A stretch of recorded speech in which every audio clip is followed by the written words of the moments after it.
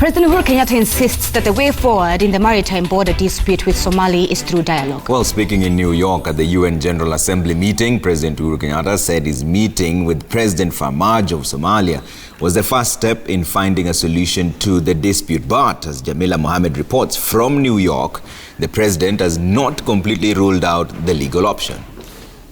As the UN General Assembly meeting continues in New York, a side meeting was organized between President Uhuru Kenyatta and Somalia's Mohamed Farmajo. This seen as the first step in normalizing relations between the two sides, which have recently been going downhill over the maritime boundary dispute. My administration continues to reach out to the Federal Republic of Somalia in an effort to find an amicable and sustainable solution to the maritime boundary disputes between us.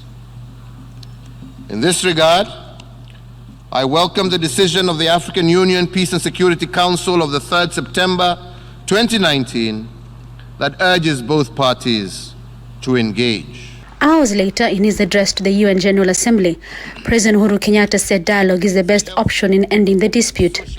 However, it is important that Somalia is on the same page. Kenya calls for the resolution of this dispute through negotiation, and we remain hopeful that the federal government of Somalia will be amenable and committed to the search for a mutually acceptable and sustainable solution to this dispute.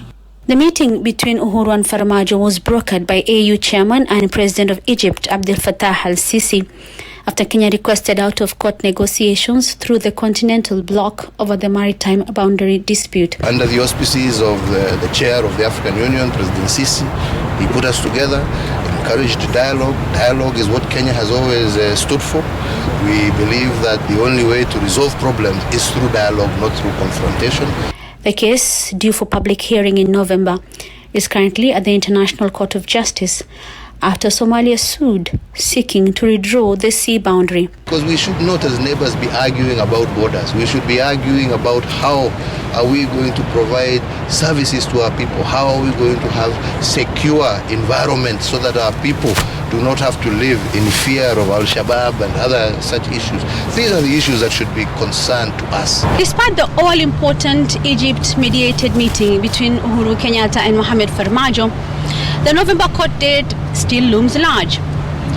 It's just a wait-and-see game now to see whether the meeting will bear fruit or whether the legal option is still an option. Jamila Mohammed, Citizen TV in New York.